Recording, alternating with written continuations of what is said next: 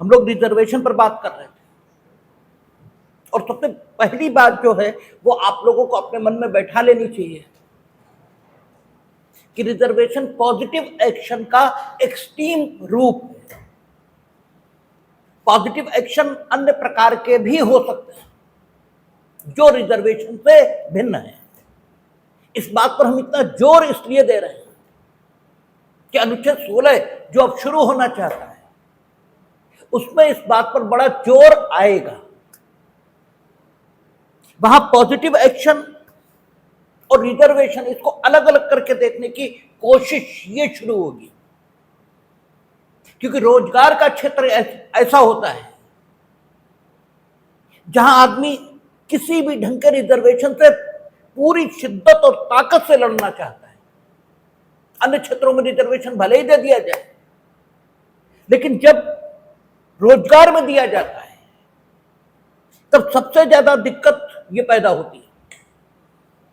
और इसी कारण आप देखें रिजर्वेशन पर जितने केसेस हैं उनमें से 90% एमबीबीएस और आपका इंजीनियरिंग यानी बीटेक से जुड़े हुए मामले, क्योंकि ये प्रोफेशनल कोर्स है। नो डाउट एलएलबी भी प्रोफेशनल कोर्स है,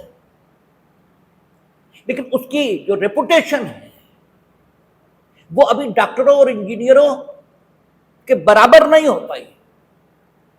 हालांकि ये बात अलग कि डॉक्टर या इंजीनियर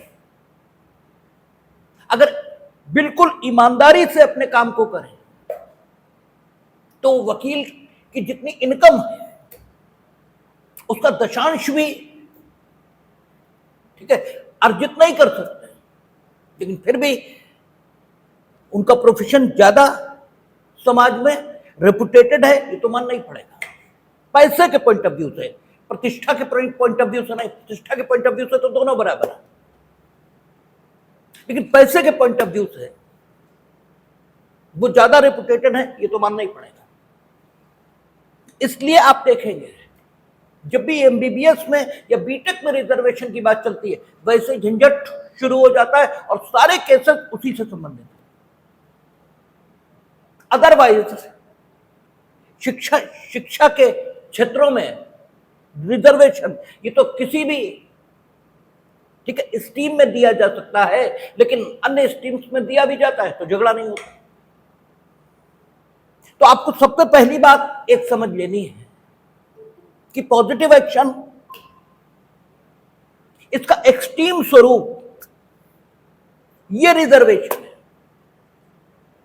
रिजर्वेशन और पॉजिटिव एक्शन दो बातें नहीं है, ये एक ही बात है।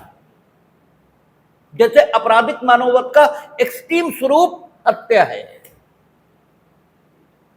ठीक है, हत्या आपराधिक मानववध का एक्सट्रीम स्वरूप है। उसके अन्य स्वरूप है उपेक्षा द्वारा कारित मृत्यु, culpable homicide not amounting to murder, दहेज मृत्यु, ठीक है, किसी अवयस्क को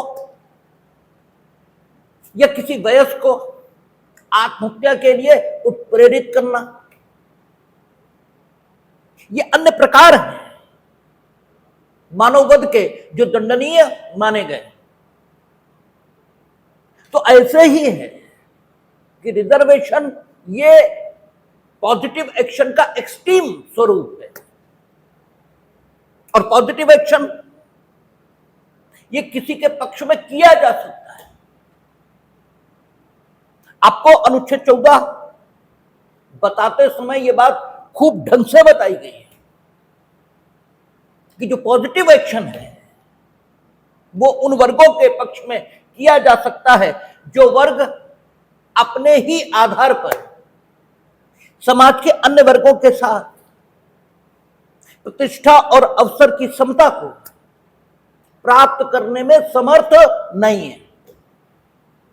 तो ऐसे वर्गों का अलग से एक वर्ग बनाकर उन्हें प्रतिष्ठा और अवसर की समता जीवन के सभी क्षेत्रों में उपलब्ध कराने के लिए राज्य काम कर सकता है। इसकी अनुमति उसे अनुच्छेद 14 में मिली हुई है। क्योंकि विधि का समान संरक्षण ये सबको देना है, और विधि का समान संरक्षण अपने ही आधार पर लेने की क्षमता देश के प्रत्येक नागरिक में हो, ऐसी स्थिति नहीं है। और देश के प्रत्येक नागरिक में जो ये क्षमता नहीं है, उसमें उसका अपना कोई दोष ये भी नहीं है। इसीलिए वर्गीकरण की अनुमति अनुच्छेद 14 में है, ऐसा माननीय उच्चतम न्यायालय ने निर्धारित किया है। अन्यथा वे वर्ग जो अपने ही आधार पर प्रतिष्ठा और अवसर की क्षमता को हासिल नहीं कर सकते, उनके लिए विधि का समान संरक्षण सिर्फ एक कागजी एश्योरेंस ये बनकर रह जाएगा। वास्तव में उन्हें विधि का कोई समान संरक्षण उपलब्ध होगा ही नहीं। आपको अनुच्छेद 14 बताते समय कहा गया, विकलांग के लिए अलग सीट अगर रिजर्व नहीं होगी तो उसे विधि का समान संरक्षण यानी सीट आपके बराबर, ठीक है, चांसेस के आधार पर उपलब्ध कभी नहीं होगी, वो आप ही के लिए उपलब्ध रहेगी। इसलिए विकलांग के पक्ष में पॉजिटिव डिस्क्रिमिनेशन करना होगा, और इसकी अनुमति है। डिस्क्रिमिनेशन अपने नागरिकों में राज्य किस आधार पर नहीं करेगा, वो 15(1) में बता दिया कि इन आधारों पर डिस्क्रिमिनेशन नहीं होगा। और उन आधारों पर भी अगर केवल उन आधार पर किया गया है, उनके साथ कोई और चीज जुड़ गई तो किया भी जाएगा। केवल धर्म, केवल जाति, केवल लिंग, केवल भाषा, केवल जन्मस्थल, इसके आधार पर डिस्क्रिमिनेशन नहीं किया जा सकता। राज्य अपने नागरिकों के बीच डिस्क्रिमिनेशन नहीं कर सकता, यह 15(1) में मना कर दिया। लेकिन यह नहीं कहा कि डिस्क्रिमिनेशन नहीं होगा, क्योंकि ये कह भी नहीं सकते। डिस्क्रिमिनेशन तो होगा क्योंकि उसकी जरूरत है। तो जिन वर्गों के साथ हमेशा से सदियों से डिस्क्रिमिनेशन होता आया, और जिनके साथ होने वाला डिस्क्रिमिनेशन इतना स्पष्ट है कि वो अंधे को भी दिखाई दे जाए, उनके पक्ष में वर्गीकरण की अनुमति कॉन्स्टिट्यूशन के फ्रेमर्स ने स्वयं अपने आप दे दी। हालांकि फ्रेमर्स ने नहीं दी, क्योंकि फ्रेमर्स ने तो 15(1) 15(2) ही बनाया, 15(3) और 15(4) तो बाद में जोड़े गए। लेकिन 15(3) और 15(4) में जो कुछ कहा गया वो 15(1) में ऑलरेडी इनहेरेंट है, क्योंकि वर्गीकरण वहां हो सकता है। और महिलाओं के पक्ष में वर्गीकरण इस आधार पर नहीं हुआ कि वो महिला के पक्ष में। हमने कहा था कि महिलाओं के पक्ष में वर्गीकरण तभी होगा जब बट फॉर सेक्स ये टेस्ट सेटिस्फाई होगा। अगर बट फॉर सेक्स ये टेस्ट सेटिस्फाई नहीं हुआ तो महिलाओं के पक्ष में किया गया रिजर्वेशन अनुच्छेद 15(3) के रहते हुए भी वैश होगा। अब चूंकि है ये कि आप चीजों को याद कर लेना चाहते हैं, क्योंकि मानव मन की इच्छा और आकांक्षा है वो सरल की ओर दौड़ता है। आप ऐसे याद करना चाहते हैं कि महिलाओं के पक्ष में रिजर्वेशन हो सकता है, हो सकता है, ये बात ठीक है। लेकिन आप शब्द जरूर ये प्रयोग करते हो कि हो सकता है। आपके मन में जो धारणा होती है वो ये कि महिलाओं के पक्ष में तो रिजर्वेशन होगा, होगा नहीं। जहां बट फॉर सेक्स ये टेस्ट सेटिस्फाई हो जाएगा वहां होगा, यानी अपने लिंग के कारण जहां महिलाएं पुरुषों की तुलना में कंपैरेटिवली खराब दशा में है, वहां उनके पक्ष में रिजर्वेशन 15(3) के आधार पर किया जाएगा। और जहां ऐसा नहीं है वहां समानता का सिद्धांत लागू होगा और लिंग के आधार पर कोई रिजर्वेशन नहीं, क्योंकि केवल तब अगर रिजर्वेशन दिया जहां but for sex test satisfy नहीं हो रहा तो फिर रिजर्वेशन कैसे ये पॉजिटिव एक्शन कैसे? केवल लिंग के आधार पर है। तब कैसे? केवल लिंग के आधार पर, और जो कि मना है, नहीं हो सकता। और अगर बट फॉर सेक्स ये टेस्ट सेटिस्फाई हो गया तो महिला के पक्ष में केवल लिंग के आधार पर रिजर्वेशन नहीं है, बल्कि फिर उसके पक्ष में रिजर्वेशन जो दिया जा रहा है वो उसकी दशा के कारण दिया जा रहा है, और वो दशा किसी की भी होती तो मिल जाती। यह स्थिति socially and educationally backward class और SC ST इनकी है। तो आप मूल रूप से देखें, मूल रूप से तो मूल रूप से जो बात निकल कर आती है वो ये कि रिजर्वेशन का आधार या पॉजिटिव एक्शन का आधार वर्गीकरण है। क्योंकि 15(3) और 15(4) इनमें जिन वर्गों को स्थान दिया गया वे हिस्टोरिकली डिप्राइव्ड सेक्शन या वीकर सेक्शन इसका निर्माण करते हैं, इसलिए उनके पक्ष में अभिव्यक्त उपबंध करके रिजर्वेशन की अनुमति दे दी गई। अदरवाइज किसी भी नागरिक के पक्ष में वर्गीकरण करके जो पॉजिटिव एक्शन ये है, चाहे रिजर्वेशन की फॉर्म में हो या किसी अन्य फॉर्म में, यह प्रदान किया जा सकता है। इसकी अनुमति 15(1) और 14 इसे मिलाकर है। यह बात समझ लेने योग्य है कि वर्गीकरण का आधार क्या है? रिजर्वेशन। वो सॉरी, रिजर्वेशन का आधार क्या है? वर्गीकरण। लेकिन वर्गीकरण हमेशा युक्तिसंगत आधार पर होना चाहिए। ये कल भी चर्चा हुई और लगातार इस बात की चर्चा होती। अगर आपने युक्तिसंगत वर्गीकरण नहीं किया है तो वर्गीकरण को क्वेश किया जाएगा, क्योंकि फिर वो अनुच्छेद 14 के खिलाफ जाएगा। अब इस लाइट में देख रहे हैं कि जो पोस्ट ग्रेजुएट लेवल है, क्या वहां कोई रिजर्वेशन SC ST OBC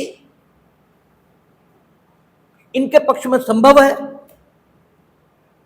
या SC ST OBC छोड़िए अन्य किसी भी आधार पर संभव है? जैसे कल हम लोगों ने देखा था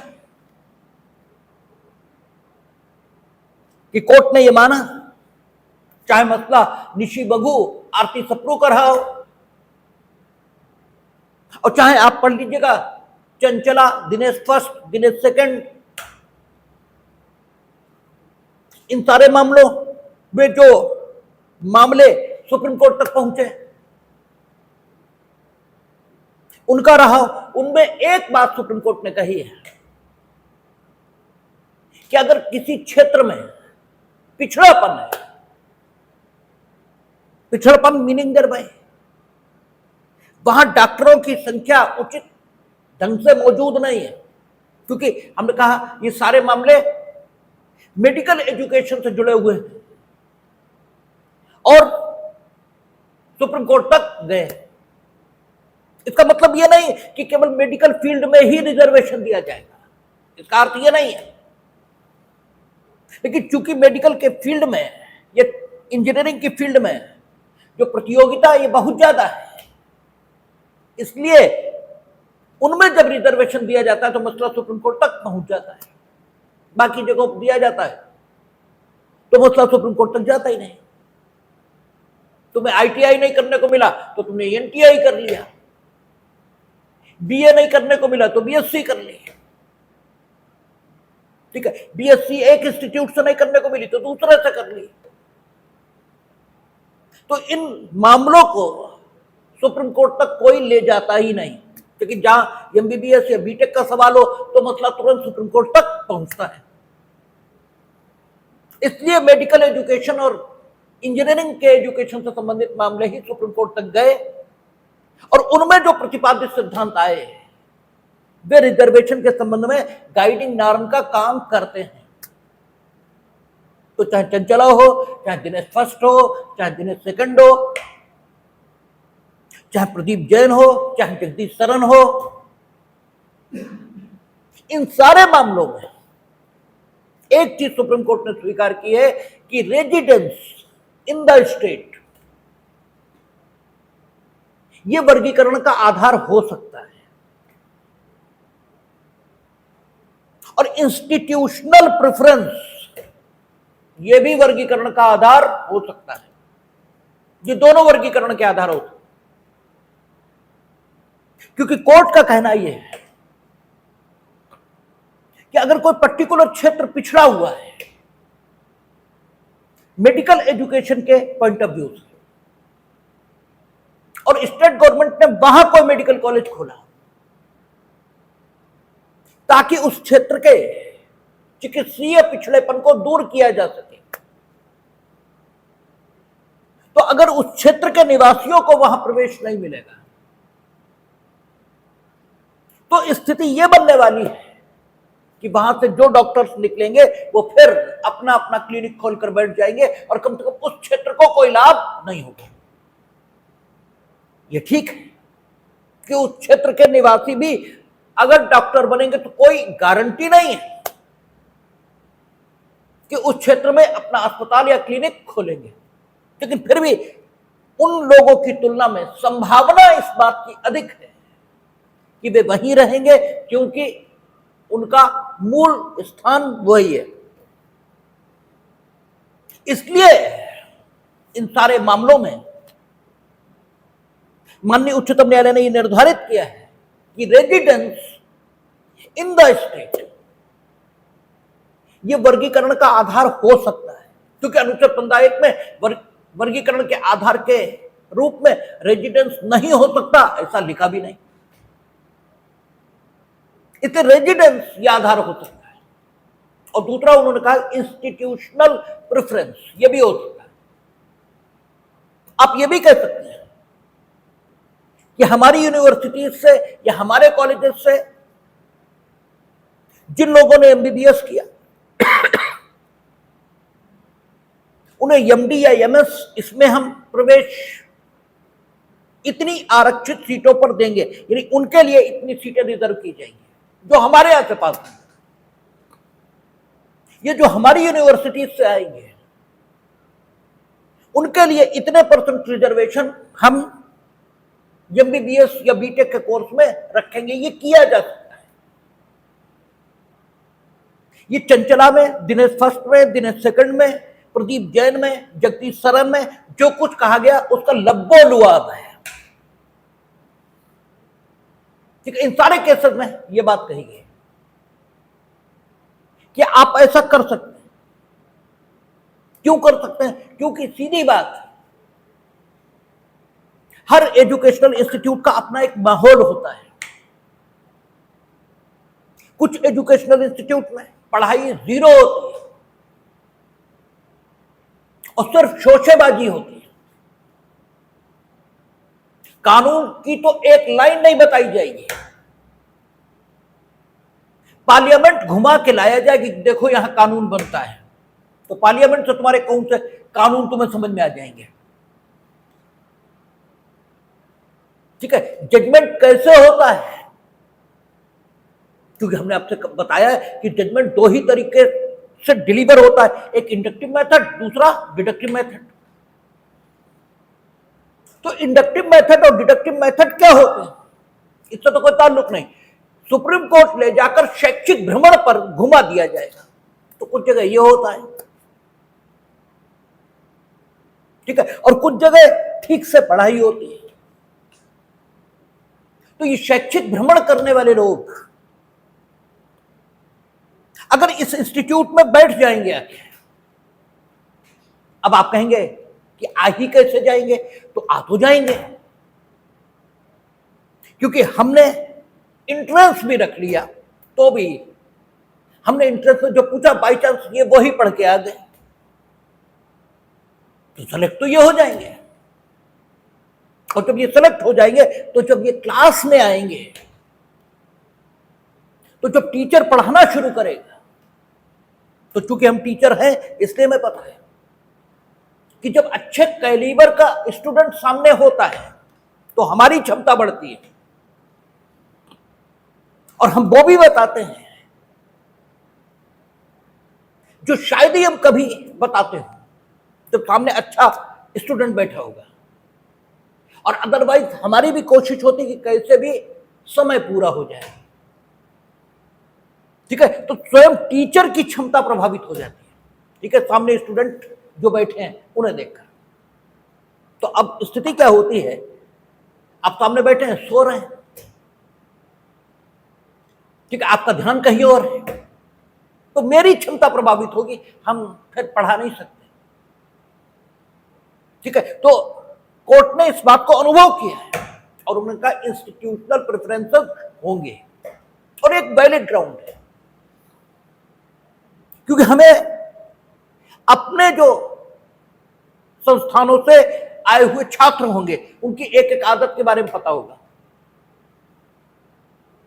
ठीक है, इसलिए इंस्टीट्यूशनल प्रेफरेंस में कोई बुराई नहीं। रेजिडेंस ये हो सकता है, लेकिन जो मूल बात है वो क्या है, विधि का समान संरक्षण और विधि के समक्ष समता, ये सब संभावनाएं हैं। ठीक है, हो सकता है उन कॉलेजेस में भी अच्छे विद्यार्थी हैं। ठीक है, सब जगह एक ही जैसे लोग तो नहीं होते। ठीक है, वहां अच्छे लोग भी हो सकते हैं, तो उन्हें दंडित क्यों किया जाए।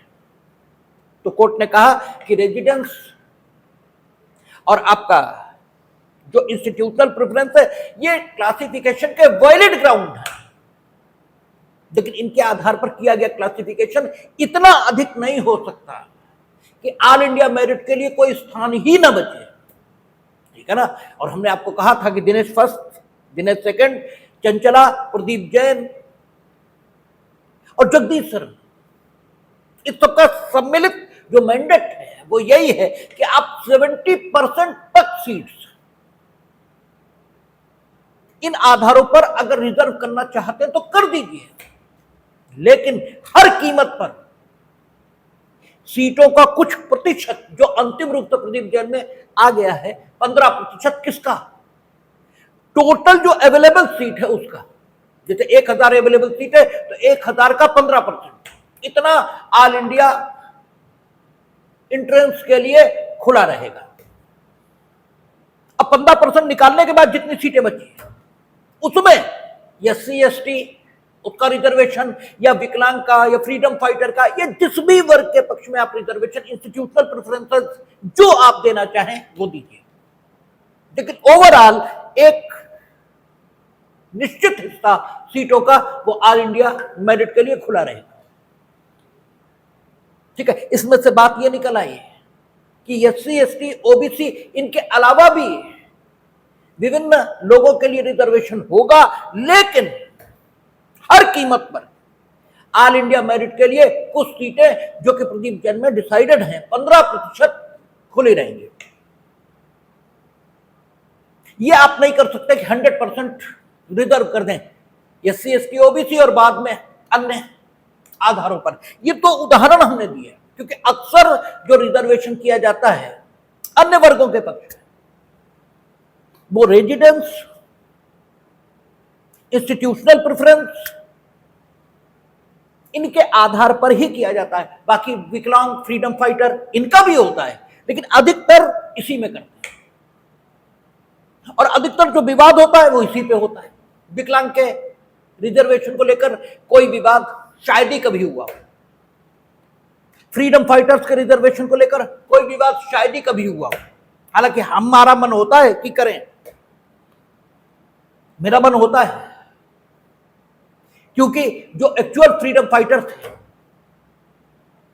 उन्होंने फ्रीडम फाइट इसलिए नहीं लड़ी थी कि उन्हें कोई लाभ हो जाए,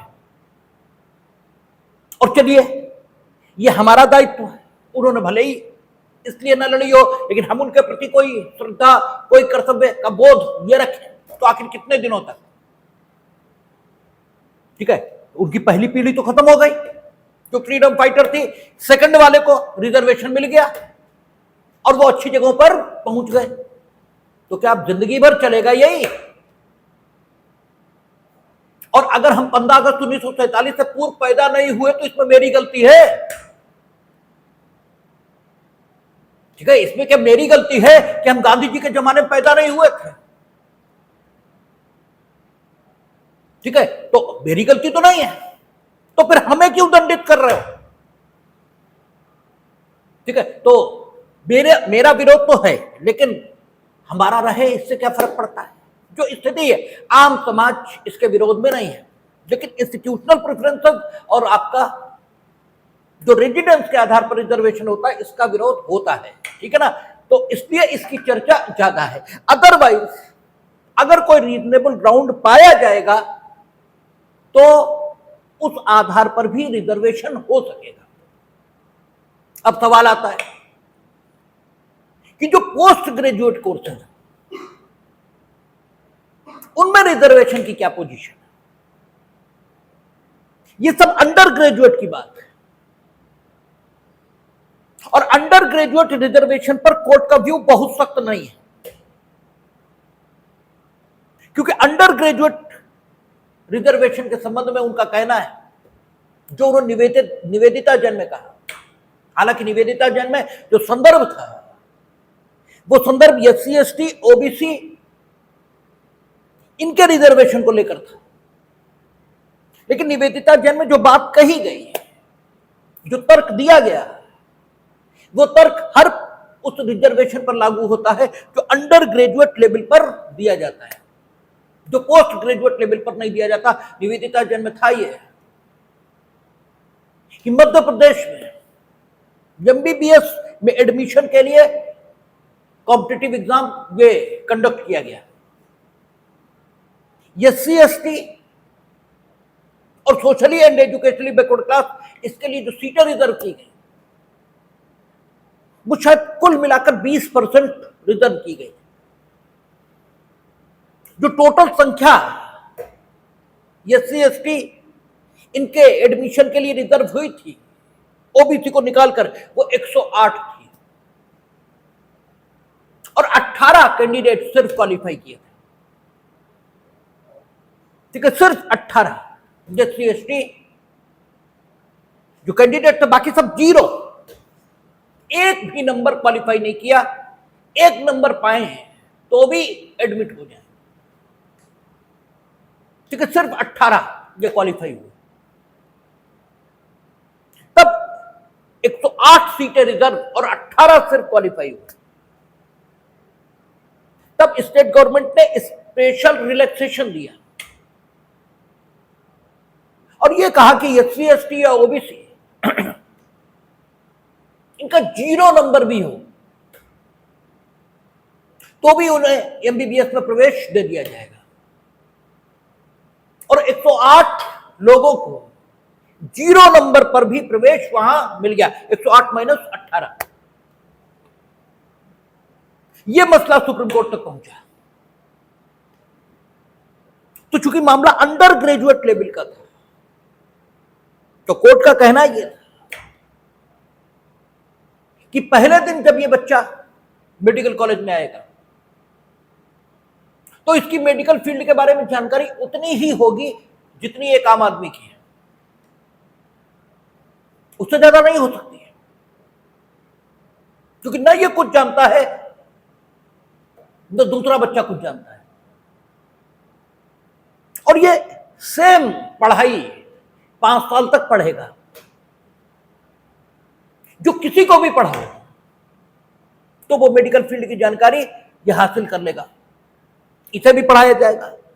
ये 5 साल तक पढ़ता रहेगा, उसके बाद इसका एग्जाम लिया जाएगा, और एग्जाम लेने के बाद ये डॉक्टर घोषित होगा। अगर एग्जाम में फेल हो गया तो डॉक्टर नहीं बनेगा, और वहां उस लेवल पर कोई रिजर्वेशन नहीं होगा। इसलिए इस मामले की विशेष स्थितियों को देखते हुए 0 नंबर वालों को प्रवेश देने में कोई बुराई नहीं है, और इस पर्टिकुलर मामले में 0 जिन्होंने स्कोर किया था उन्हें भी MBBS में प्रवेश मिल गया। लेकिन यहां से यह तर्क भी उठाया गया, इसमें निवेदिता जैन में, और निवेदिता जैन इसमें 50% से एबव गया था रिजर्वेशन। ठीक है, आपका SC ST OBC इनके पक्ष में लगभग 50% था।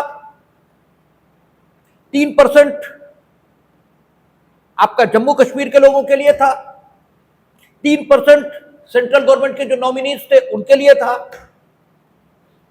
और 3% शायद फ्रीडम फाइटर्स के लिए या किसी और के लिए। ऐसे मिला के कुल मिला के 51-54% हो रहा है।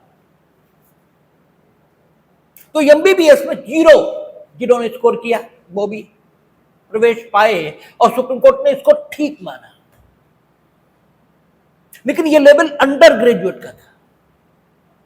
जब यही तर्क, ठीक है, Preeti Sagar Srivastava versus state of UP इसमें दिया गया, या स्टेट ऑफ यूपी हो या यूनियन ऑफ इंडिया हो, आप देख लेंगे, क्योंकि स्टेट ऑफ यूपी है ये यूपी का मामला।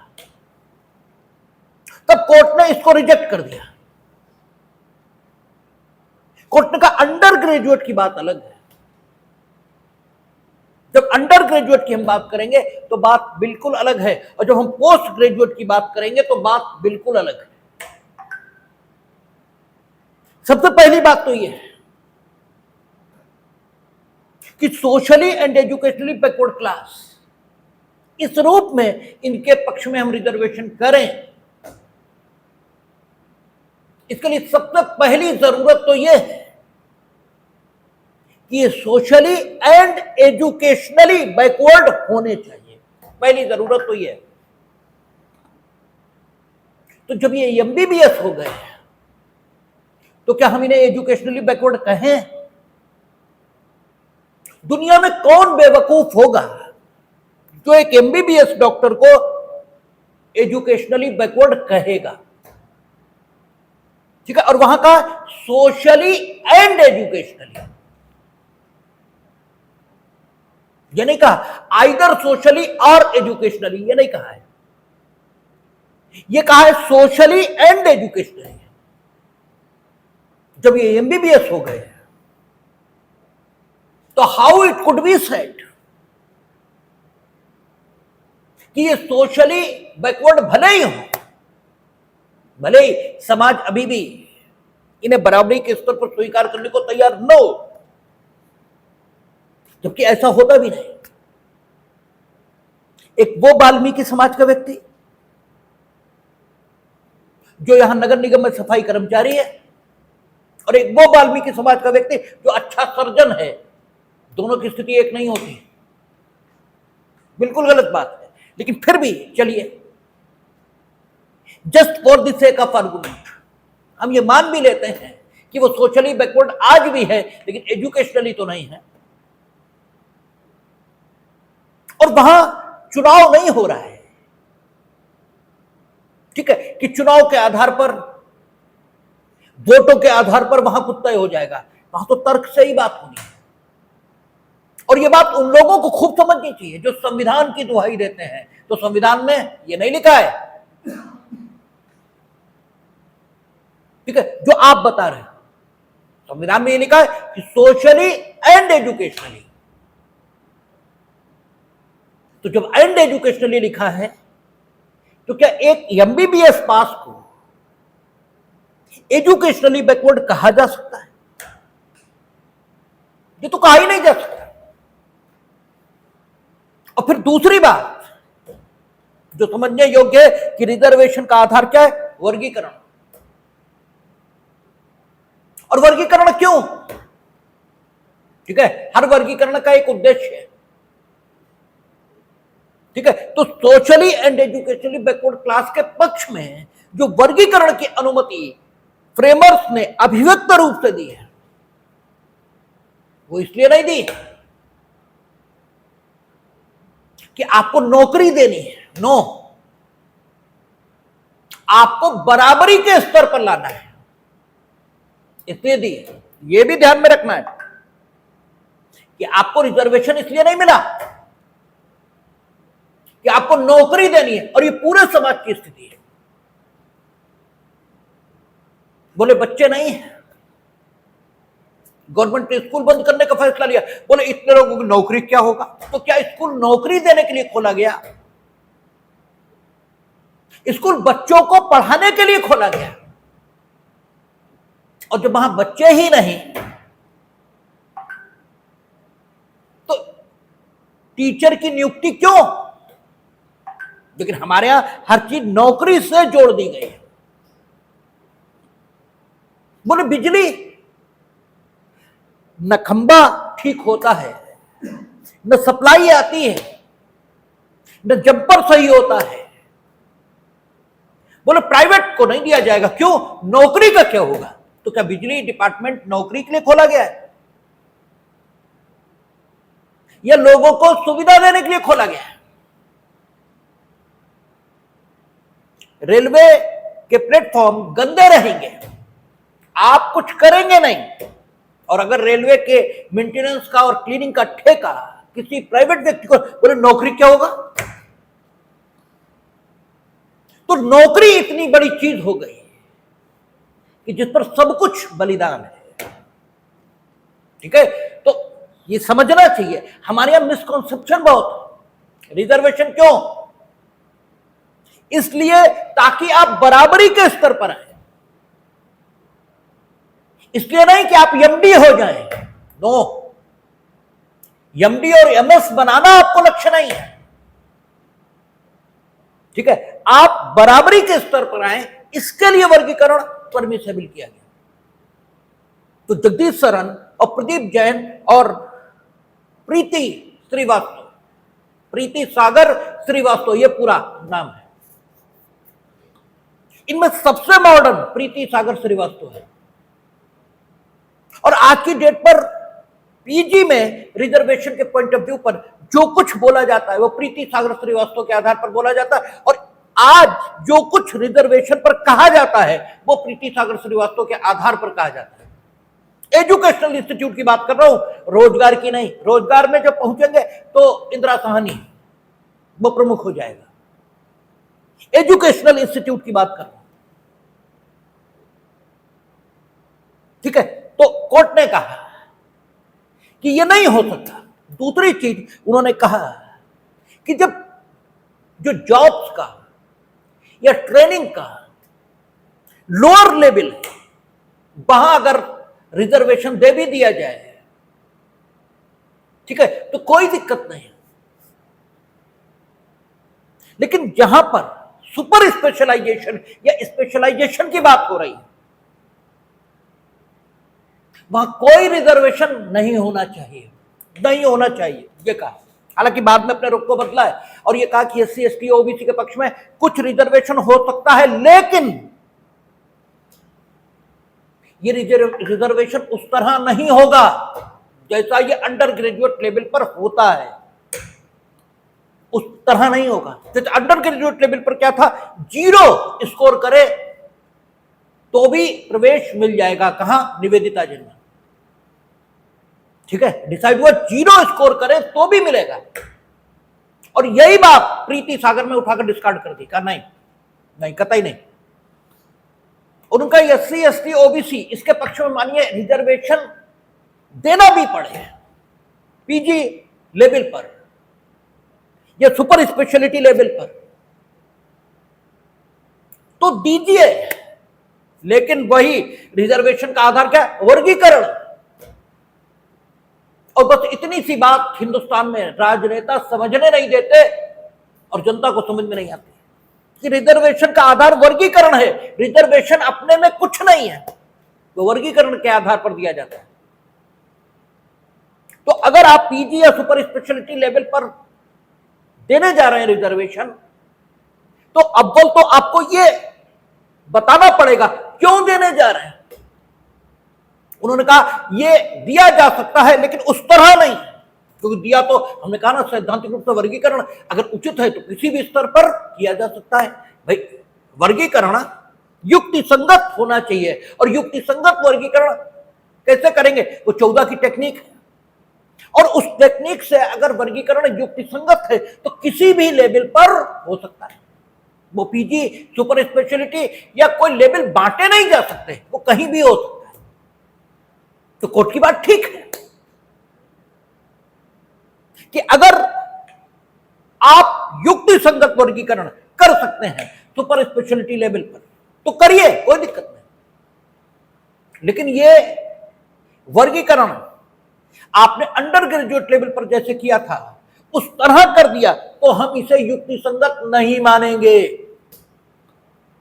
यहां युक्ति संगतता अलग ढंग से देखी जाएगी, क्योंकि now they are not educationally backward. अब ये एजुकेशनली बैकवर्ड लोग नहीं है, ये सारे के सारे एजुकेशनली फॉरवर्ड लोग कहे जाएंगे, तो यहां लेवल वो नहीं हो सकता।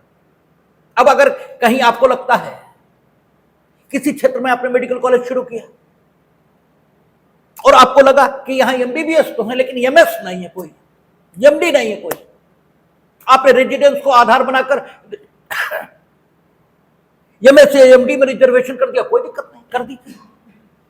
लेकिन ध्यान रखेंगे कैसा, आपसे कहा गया था कि 15% सीटें ओवरऑल, प्रदीप जैन ने डिसाइड कर दिया कि ओवरऑल जो सीटें उनका 15% तो पूरे देश के लिए खुला रहेगा ही, लेकिन रेजिडेंस के आधार पर आप कुछ रिजर्वेशन देना चाहते हैं दे दीजिए, क्यों, उस क्षेत्र की आवश्यकता है। वहां एमडी एमएस है ही नहीं, ठीक है, जो सुपर स्पेशलाइज्ड कोर्स है वहां कोई है ही नहीं, और अगर कोई आता है तो एजुकेशन लेता हो चला जाता है, उस क्षेत्र को कोई फायदा नहीं हो रहा। तो आप रेजिडेंस के पॉइंट ऑफ व्यू पे या रेजिडेंस के ग्राउंड पर रिजर्वेशन करना चाहते हैं तो कर दीजिए। यही स्थिति इंस्टीट्यूशनल प्रेफरेंस की।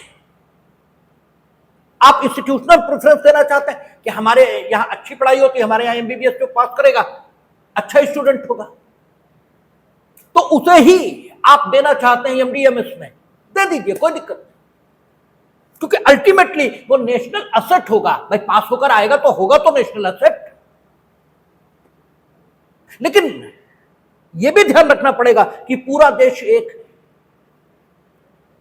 आप पूरे देश के लोगों को वंचित नहीं कर सकते,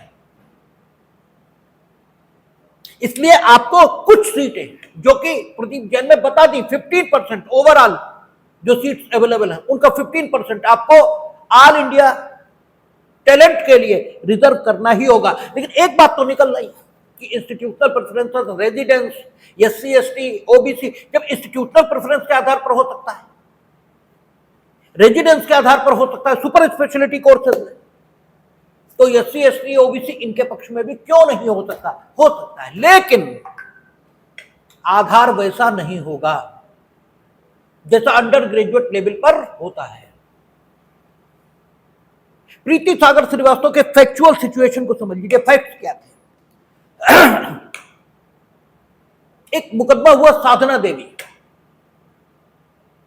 ठीक है, साधना देवी वर्सेस स्टेट ऑफ यूपी। इसमें पीजी लेवल पर, ठीक है, रिजर्वेशन दे दिया गया और फार्मूला वो अपना लिया जो निवेदिता जैन में था, यानी एससी एसटी जो कैंडिडेट्स थे उनको 0 स्कोर करने पर भी जब भी एमएस इस सब में प्रवेश दे दिया। इसको चैलेंज किया गया तो कोर्ट ने कहा बिल्कुल नहीं, किसी सूरत नहीं, ठीक है। उन्होंने कहा कि ये क्या तरीका है, आप एमडीएमएस जहां सुपर स्पेशलिटी कोर्सेज हैं, जहां अंतरराष्ट्रीय स्तर पर प्रतियोगिता होगी हमारे साइंटिस्ट और हमारे टेक्नोलॉजिस्ट की, वहां आप मेरिट को सैक्रिफाइस नहीं कर सकते, वहां सिर्फ और सिर्फ मेरिट आधार रहेगी और कुछ भी नहीं। और अगर इन्होंने एमडीएमएस में 0 स्कोर किया है एंट्रेंस में, तो ये एमबीबीएस है, इससे क्या फर्क पड़ता है, इन्हें बिल्कुल नहीं प्रवेश मिलेगा और सारा उठा के कोशिश करते हैं। उन्होंने कहा कि ये आपने एंट्रेंस को मजाक बना दिया, ठीक है। ये एंट्रेंस का मतलब ही क्या हुआ कि अगर आप एससी एसटी ओबीसी इनको उठाकर 0 पर इसको एडमिशन करने हैं तो इसका मतलब ही क्या हुआ, ये तो आपने मजाक बना कर रख दिया। और जो एससी एसटी ओबीसी को रिजर्वेशन दिया, क्यों दिया? इसलिए दिया कि वे समाज के नागरिकों के साथ बराबरी के स्तर पर खड़े हों, इसलिए दिया। तो अंडर ग्रेजुएट लेवल पर दिया, ये बराबरी पर खड़े हो। आखिर कब तक? बैकवर्डनेस क्या सिद्धांत? ये कि एक बार बैकवर्ड सदैव के लिए बैकवर्ड। अगर एक बार बैकवर्ड सदैव के लिए बैकवर्ड, तो फिर तो रिजर्वेशन क्या, स्वयं ईश्वर में भी ये क्षमता नहीं है कि आपको फॉरवर्ड कर पाए। अरे भाई, एक बार बैकवर्ड तो सदैव के लिए बैकवर्ड, तो स्वयं ईश्वर में क्षमता नहीं कि वो आपको फॉरवर्ड कर पाए। ये पॉलिसी क्या करेगी? और जब स्वयं ईश्वर में क्षमता नहीं, तो फिर तो ये पॉलिसी खत्म कर देनी चाहिए, फिर रखे ही क्यों? अगर ये पॉलिसी आपको फॉरवर्ड नहीं कर सकती, भाई इस पॉलिसी का जो जस्टिफिकेशन है वो तो यही है कि ये आपको समाज के अन्य वर्गों के बराबर ले आएगी, यही तो जस्टिफिकेशन है।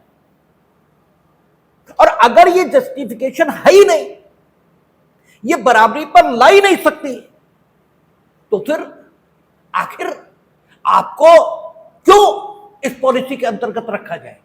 ये तो खत्म होनी चाहिए। जबकि ऐसा नहीं है कि ये पॉलिसी आपको बराबरी के स्तर पर लाने में सहायक, ये आप बहाना कर रहे हैं। ठीक है, वास्तव में तो बात यह है कि ये पॉलिसी ठीक है, इसका इंप्लीमेंटेशन करने वाले लोग गलत। ठीक है, वो ठीक से इंप्लीमेंट नहीं कर रहे। और इंप्लीमेंटेशन करने वाले कौन लोग हैं? वही जिन्हें तुम वोट करके आते हो, वही है। और उनके द्वारा इंप्लीमेंट करने की पॉलिसी जब इंप्लीमेंट होती है तो तुम्हें कोई फायदा नहीं मिलता, तुम्हें कोई फायदा नहीं मिलता, तय मानो। उन्हीं को मिलता है जो पॉलिसी बना रहे होते हैं, तुम्हारे वर्ग के होते हैं, उन्हीं को मिलता है। ठीक है, तो कोर्ट ने कहा कि नहीं, ये नहीं चलेगा। सब उठाकर कोशिश, ये कहा कि मेरिट बनेगी और मेरिट सबके लिए होगी, सब मेरिट के आधार पर ही एमडीएमएस में प्रवेश पाएंगे। कोई भी बिना एमडीएमएस, ठीक है, बिना एंट्रेंस दिए एमडीएमएस में प्रवेश नहीं पाएगा। This is the factual situation. उनका एक मिनिमम क्वालिफिकेशन तो एससी एसटी को, ओबीसी को, कोई किसी वर्ग का, उसे एक मिनिमम क्वालिफिकेशन तक आना ही होगा। ठीक है, सुपर स्पेशलिटी और आपका एमडीएमएस में इस फैक्चुअल सिचुएशन में डॉक्टर प्रीति श्रीवास्तव, डॉक्टर प्रीति सागर श्रीवास्तव नाम है, इस मुकदमे को, ठीक है, यह मुकदमा आता है इस फैक्चुअल सिचुएशन। अब हुआ क्या? यूपी में, उत्तर प्रदेश में मेडिकल कॉलेजेस में जो पोस्ट ग्रेजुएट कोर्सेस थे, उसमें कट ऑफ में रख दी, क्योंकि कोर्ट ने कहा था कि 0 स्कोर करने वाले बिल्कुल प्रवेश नहीं पाएंगे एमडीएमएस में। ठीक है, आपको एक मिनिमम स्टैंडर्ड ये क्वालिफाई करना ही होगा। ठीक है, इसके बिना कुछ नहीं होगा, क्योंकि इसके बिना आप प्रवेश पाएंगे ही नहीं। तो यहां एक मिनिमम स्टैंडर्ड रखा गया, 45% जनरल कैंडिडेट ये स्कोर करें, यानी कट ऑफ 45%, और 20% कट ऑफ रखी गई एससी एसटी और ओबीसी की। ठीक है, 20%, वो 20 नंबर पाले तो कट ऑफ आ गई। अब 20 के ऊपर मेरिट बनेगी। ठीक है, 20 के ऊपर, जैसे 20 पे आप पास हुए और फिर मेरिट बनेगी, और जनरल वाले 45 पर पास होंगे, उसके ऊपर मेरिट बनेगी। ये स्थिति लाई गई। फिर चैलेंज हुआ, कोर्ट ने फिर कोशिश किया, और कोर्ट ने कहा, देखिए प्रीति श्रीवास्तव का महत्व 2 कारणों से है। ये ठीक है कि आज तक ये फाइनली डिसाइड नहीं है कि सुपर स्पेशलिटी कोर्सेज में एससी एसटी ओबीसी को कोई रिजर्वेशन मिल सकता है या नहीं, ये आज तक डिसाइड नहीं। ठीक है, आज तक इस बात का कोई फैसला नहीं है। और अगर मेरी पर्सनल ओपिनियन पूछे तो मेरी पर्सनल ओपिनियन यह है कि मिल सकता है। अब आप कहेंगे कि हम ब्राह्मण हैं और बड़ा सुकरात बनने के लिए ये बात कह रहे हैं। नहीं, हम सुकरात बनने के लिए कोई बात नहीं कहते, हमें किसी का डर भी नहीं। आप गालियां दोगे तो देते रहो, हमें कोई फर्क नहीं पड़ता। हम सुकरात बनने के लिए नहीं कह रहे। रिजर्वेशन का जो आधार है, हम उस आधार पर कह रहे हैं, वर्गीकरण आधार है ना। तो अगर किसी पर्टिकुलर केस में सही पाया जाएगा वर्गीकरण, ठीक है, वर्गीकरण ठीक हो भी सकता है, तो सुपर स्पेशलिटी कोर्सेज में भी मिल जाएगा। और अगर गलत पाया जाएगा तो बिल्कुल नहीं मिलेगा। ठीक है, तो फाइनली ये डिसाइड आज तक नहीं है, लेकिन अधिकृत व्याख्याकार तो सुप्रीम कोर्ट, हाई कोर्ट ही है। वो जो कहेंगे वही फाइनली माना जाएगा। लेकिन अभी तक उन्होंने फाइनली ये बात नहीं कही है, क्योंकि प्रीति सागर श्रीवास्तव में भी जो डिबेटेबल इशू था, वो डिबेटेबल इशू ये था कि क्या 45% जनरल कैंडिडेट के लिए और 25% 20% एससी एसटी और ओबीसी के लिए ये कट ऑफ ठीक है। जो डिबेटेबल इशू था वो ये था। हालांकि उन्होंने ओपिनियन इस पर भी दी है कि रिजर्वेशन हो सकता है पीजी लेवल पर या नहीं, लेकिन वो इतरोक्ति मानी जाएगी और उसमें बाइंडिंग फोर्स नहीं होगा, वो परसुएसिव फोर्स होगा। ठीक है, और प्रीति श्रीवास्तव में जो परसुएसिव फोर्स यानी इतरोक्ति के तौर पर भी उन्होंने कहा है, उससे जो प्रतीत होता है वो प्रतीत यह होता है कि पीजी लेवल पर बड़ा कठिन मामला है रिजर्वेशन देने का, आसान नहीं है। ठीक है, सुपर स्पेशलिटी कोर्सेज में बहुत आसान नहीं है। अब जब ये प्रीति श्रीवास्तव चैलेंज हुआ तो 2-3 तर्क स्टेट गवर्नमेंट की ओर से आए, जिनमें से पहला तर्क था, सबसे पहले कोर्ट ने क्या कहा, ये इस पर बात कर लो। कोर्ट ने कहा एक बात खूब कान खोलकर समझ लीजिए, मतलब भाषा ही नहीं थी, लेकिन भाषा तो आप अपने हिसाब से कर सकते हैं। ठीक है, कोर्ट ने कहा कि खूब समझ लीजिए इस बात को कि अंडर ग्रेजुएट लेवल पर रिजर्वेशन का जो कॉन्सेप्ट है वो जिस ढंग से काम करता है वो पीजी लेवल पर नहीं होगा। जैसे प्रदीप जैन ये पीजी लेवल पर इंस्टीट्यूशनल प्रेफरेंस और रेजिडेंस के आधार पर रिजर्वेशन को मान्यता देता है। जगदीश शरण पीजी लेवल पर, ठीक है, रिजर्वेशन को मान्यता देता है रेजिडेंस के आधार पर। क्योंकि जगदीश शरण में हुआ क्या था, तमिलनाडु का एक कैंडिडेट था जिसका पिताजी का ट्रांसफर दिल्ली में हो गया था, और दिल्ली में डर्मेटोलॉजी इस सिलेबस में, इस विधा में 70% रिजर्वेशन दिल्ली यूनिवर्सिटी के विद्यार्थियों के लिए कर लिया गया था, और इस वजह से एंट्रेंस क्वालिफाई करने के बाद भी उसे प्रवेश नहीं दिया। वो सुप्रीम कोर्ट पहुंचा, तो कोर्ट ने ये इसमें डिसाइड किया है कि जगदीश शरण में कि रेजिडेंस या इंस्टीट्यूशनल प्रेफरेंस, ठीक है, संस्थान के आधार पर प्राथमिकता प्रवेश में ये दी जा सकती है दोनों में, प्रदीप जैन में भी और जगदीश शरण में भी, पीजी लेवल पर भी, क्योंकि इसकी अपनी वैल्यू है, इसका अपना मूल्य है, क्योंकि हर जगह है एक जैसी स्टैंडर्ड की पढ़ाई नहीं होती। लेकिन कुछ बातें उन्होंने कही कि पीजी लेवल पर जब आप देंगे तो रिजर्वेशन भले ही दे दीजिए रेजिडेंस और इंस्टीट्यूशनल प्रेफरेंस के आधार पर, लेकिन एमबीबीएस के नंबरों के आधार पर प्रवेश नहीं देंगे आप। ठीक है, रेजिडेंस और इंस्टीट्यूशनल प्रेफरेंस भले ही दे दें, लेकिन अपने यहां के भी जो स्टूडेंट आप एडमिट करेंगे उन्हें नंबरों के आधार पर प्रवेश नहीं देंगे। All India institute of medical sciences, ठीक है, इसके विद्यार्थी versus all India institute of medical science, इस मुकदमे में भी यही है। एम्स ने क्या किया, 40% सीट्स पीजी लेवल पर अपने विद्यार्थियों के लिए आरक्षित कर ली, 40%। तो कोर्ट ने कहा एक तो 40% एक्सेसिव है, ज्यादा है, वर्गीकरण युक्त संगत ये होना चाहिए, 40% का वर्गीकरण ज्यादा है। एम्स प्रीमियर इंस्टीट्यूट है और उसमें भारत के समस्त निवासियों का हक है,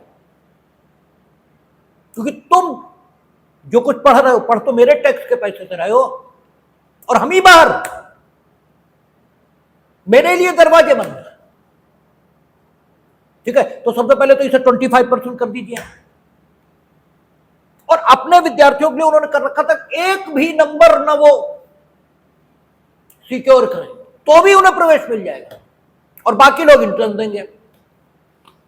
तो कोर्ट ने कहा बिल्कुल गलत, आपके स्टूडेंट, इनके लिए 25% सीटें रिजर्व हैं, लेकिन आपके स्टूडेंटों को पूरे भारत के स्टूडेंटों के साथ कंपीट करना होगा, और 50% कट ऑफ सबके लिए रहेगी। यानी आपके स्टूडेंट भी अगर 50% कट ऑफ नहीं ला पाए तो 25% रिजर्वेशन कुछ नहीं कर लेगा,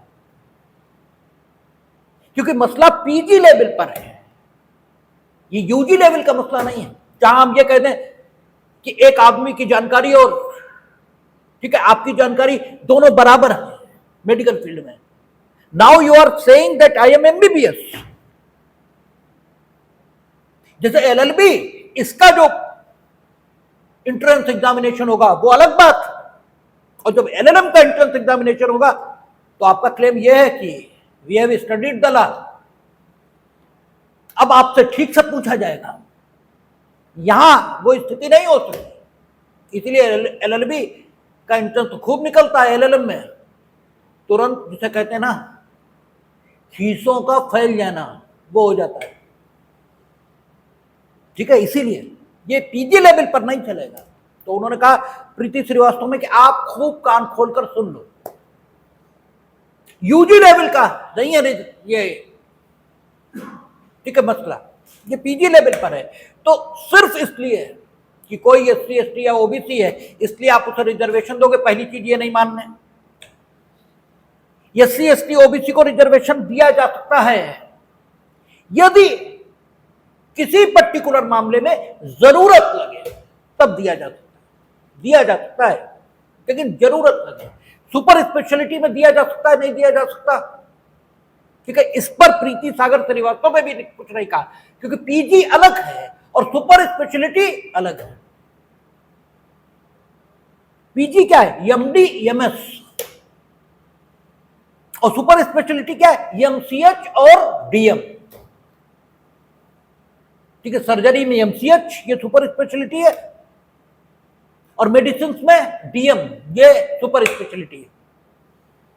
तो जो सुपर स्पेशलिटी लेवल है इस पर दिया जा सकता है, नहीं दिया जा सकता, इस पर प्रीति सागर श्रीवास्तव में भी कुछ नहीं कहा। लेकिन जो है और जो हमें लगता है वो अगर जरूरत हो वर्गीकरण को युक्ति संगत ठहराया जा सके तो दिया जा सकता है। हाँ, ये बताया है प्रीति सागर श्रीवास्तव में कि अगर देना है पीजी लेवल पर तो कैसे देंगे, तरीका क्या हो, ठीक है। दिया जा सकता है, नहीं दिया जा सकता, इस पर कंफर्म कुछ नहीं कहा, ठीक है ना।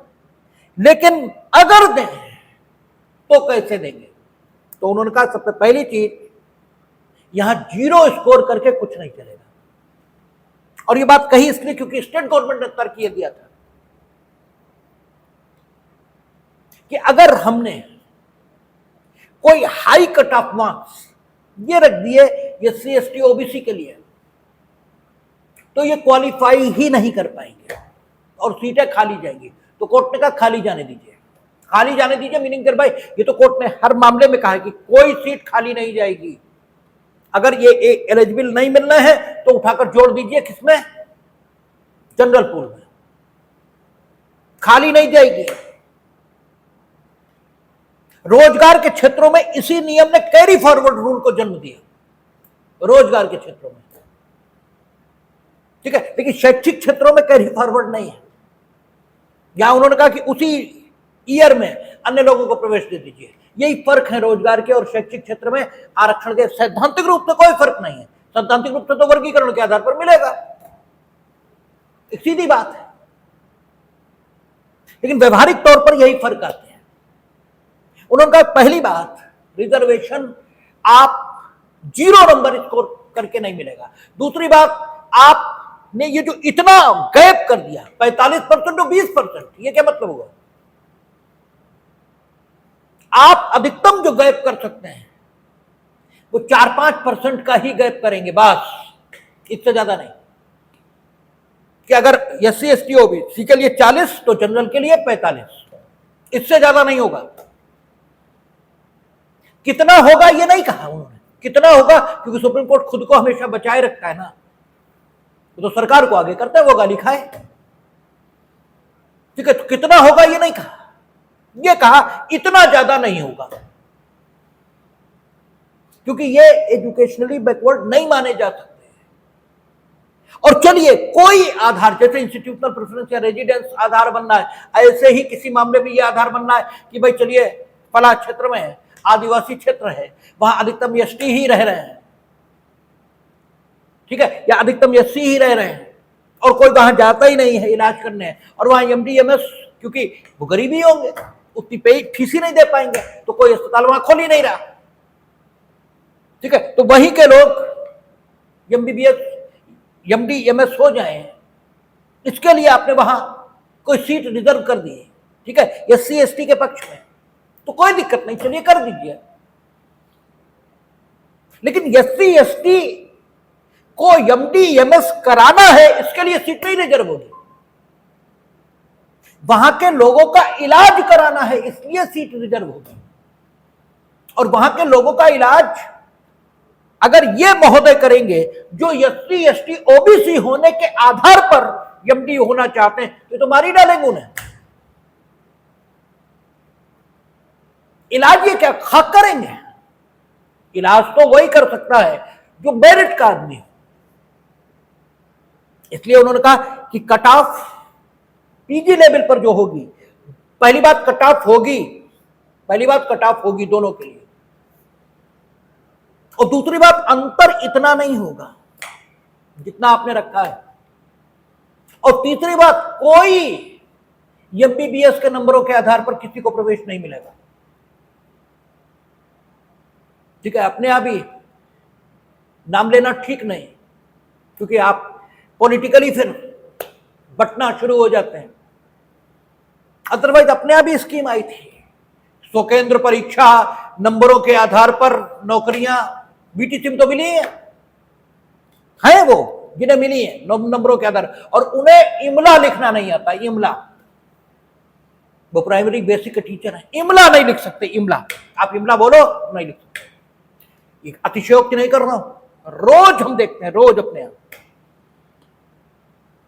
रोज देखता हूं, रोज इमला बोलिए, इमला नहीं लिख सकते।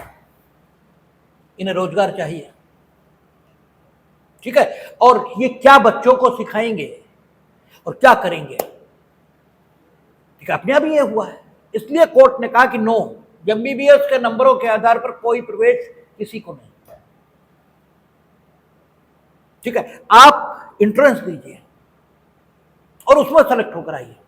और निवेदिता जैन का फार्मूला बिल्कुल नहीं, कतई नहीं, 0 नंबर मिला, कतई नहीं प्रवेश मिलेगा। इसका मतलब यह निकला कि PG लेवल पर या सुपर स्पेशलिटी लेवल पर हर आधार पर रिजर्वेशन हो सकता है, ठीक है, हर आधार पर हो सकता है, लेकिन उस तरह नहीं जैसे अंडर ग्रेजुएट लेवल पर हो रहा है, ठीक, अंडर ग्रेजुएट लेवल पर जैसे रिजर्वेशन हो रहा है वैसे नहीं। और अब तो अंडर ग्रेजुएट लेवल पर भी ये ले आए हैं कि आप किसी पर्टिकुलर क्षेत्र में अगर दूर करना चाहते हैं पिछड़ापन, तो 70% तक सीटें रिजर्व कर सकते हैं, लेकिन हर कीमत पर 15% सीटें तो आपको ऑल इंडिया मेरिट के लिए खोलनी होगी। और वो 15% कौन सी, ये दिनेश सेकंड में कहा है, जो ओवरऑल सीटें हैं उनका 15%। ये नहीं एससी एसटी ओबीसी का रिजर्वेशन आपने कर दिया, उसके बाद जो बची उनका 15%, क्योंकि एससी एसटी ओबीसी का एमआर बालाजी में कहा है 50%, आप उससे ज्यादा कर दोगे,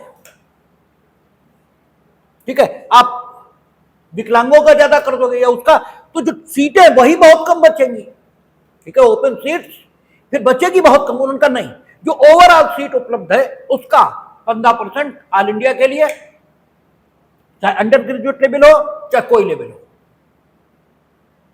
ठीक है। और उसके बाद आप रिजर्वेशन करेंगे। हां, ये ठीक है कि रिजर्वेशन के आधार इंस्टीट्यूशनल प्रेफरेंस ये भी हो सकता है, रेजिडेंस ये भी हो सकता है, ठीक है, कुछ भी हो सकता है, लेकिन वो आधार युक्ति संगत होना चाहिए। और जो उद्देश्य आप वर्गीकरण का घोषित करेंगे उससे उसका एक युक्ति संगत संबंध होना चाहिए। जैसे प्रदीप जैन ने यह भी कहा, प्रीति सागर में अलग बात कही है, लेकिन प्रदीप जैन में यह कहा है क्लियरली, बिल्कुल स्पेसिफिकली, लेकिन माना प्रीति सागर जाएगा क्योंकि वो लेटेस्ट है। प्रदीप जैन में तो यह कहा कि पीजी लेवल पर आप रेजिडेंस के आधार पर, इंस्टीट्यूशनल प्रेफरेंस के आधार पर रिजर्वेशन दे सकते हैं, लेकिन जो सुपर स्पेशलिटी कोर्स हैं जैसे कार्डियोलॉजी, न्यूरोसर्जरी, यहां कोई रिजर्वेशन नहीं होगा, ये कहा, ठीक है। लेकिन उसके बाद फिर व्यू को बदला और ये कहा कि हो सकता है अगर जरूरत हो, लेकिन कंसीडरेशन वो नहीं होंगे जो यूजी लेवल पर है कि 0 भी है तो भी ठीक है, और कट ऑफ मार्क्स में बहुत ज्यादा अंतर है, एमबीबीएस के नंबरों के आधार पर सिलेक्शन दे रहे हो, ये सब नहीं चलेगा, ठीक है। क्यों? क्योंकि लक्ष्य आपको एमडीएमएस कराना नहीं है, उनका ये तो अनकॉम्पिटेंसी को पुरस्कृत करना है, ये कैसे संभव? प्रदीप जैन ने भी यही किया, रिजर्वेशन कर दिया, ठीक है, रेजिडेंस के आधार पर, इंस्टीट्यूशनल प्रेफरेंस के आधार पर, और एक और आधार ले लिया कि जो लोग जो हमारे यहां के एमबीबीएस हैं और अन्य स्टेट में जो एमडीएमएस के लिए एंट्रेंस आयोजित किए गए, वहां अगर फेल हो गए, ठीक है, वहां अगर फेल हो गए तो उन्हें इतने परसेंट हम यहां रिजर्वेशन देंगे, ठीक है, और उन्हें हम यहां से एमडीएमएस कराएंगे। यह कहा कि 15% उन्हें वेटेज मिलेगा जो 3 साल विलेज एरिया में काम करेंगे। कोर्ट का कुछ नहीं, कतई नहीं, पहले जे फेल हो के आ गए दूसरे स्टेट में एमडीएमएस में, इन्हें शर्म नहीं आती, मतलब ये शब्द उपयोग नहीं किए, लेकिन बात तो यही है, ये तो आप अक्षमता को पुरस्कृत कर रहे हो। बोले ये वहां फेल हो के आ गए इसलिए हम इन्हें रिजर्वेशन देंगे, यार ये कौन सा, ये तो कोई वर्गीकरण का आधार युक्ति संगत न हुआ, ये कौन सा वर्गीकरण का आधार हुआ कि ये वहां फेल हुए इसलिए हम यहां रिजर्वेशन दे देंगे। बोले 15% वेटेज काहे बात का, ये रूरल एरिया में काम करेंगे। सच्चाई ये है कि रूरल एरिया में खाली पोस्टिंग हो जाती है, कोई झांकने भी नहीं जाता है, सारी पीएससी और सारी सीएससी खाली पड़ी है, कोई नहीं जाता, यहीं घूमते रहते हैं, ठीक है। कोर्ट का बिल्कुल नहीं, 15% कोई वेटेज नहीं मिलेगा, ये सारे आधार। हाँ, रेजिडेंस, इंस्टीट्यूशनल प्रेफरेंस, इसको प्रदीप जैन ने ठीक माना था, लेकिन यह कहा कि ऑल इंडिया के लिए सीट्स खुली रहेंगी, ठीक है। और प्रीति सागर श्रीवास्तव, इसमें फाइनली ये डिसाइड नहीं किया है कि सुपर स्पेशलिटी में, प्रदीप जैन में कहा है, लेकिन लेटेस्ट प्रीति सागर है, और इसमें यह कहा कि एससी एसटी ओबीसी को पीजी और सुपर स्पेशलिटी में रिजर्वेशन दिया जा सकता है, ठीक है, लेकिन आधार वो नहीं होंगे जो यूजी लेवल पर है। और ये जो कहा कि दिया जा सकता है, ये इतरोक्ति के तौर पर कहा, क्योंकि इसमें जो डिबेटेबल इशू था वो ये था प्रक्रिया क्या हो, क्योंकि इन्होंने 45 और 20 ये कर दिया था। तो मेरा ऐसा मानना है कि अब आपको रिजर्वेशन का कॉन्सेप्ट आया होगा, ठीक है। और रिजर्वेशन किसी भी आधार पर किसी भी व्यक्ति के पक्ष में हो सकता है, वो SC ST OBC है या नहीं है इससे मतलब नहीं, लेकिन गरीबी कोई ग्राउंड नहीं है, ठीक है। खाली गरीबी ये ग्राउंड नहीं है। बाकी रिजर्वेशन किसी के भी पक्ष में हो सकता है, और रिजर्वेशन का आधार हमेशा वर्गीकरण है। रिजर्वेशन अपने में कुछ भी नहीं है, रिजर्वेशन वर्गीकरण ही है, जिसे एक विशेष नाम दे दिया गया। जैसे तुम आदमी हो लेकिन तुम्हारा एक नाम है, ऐसे रिजर्वेशन वर्गीकरण की ही प्रक्रिया है।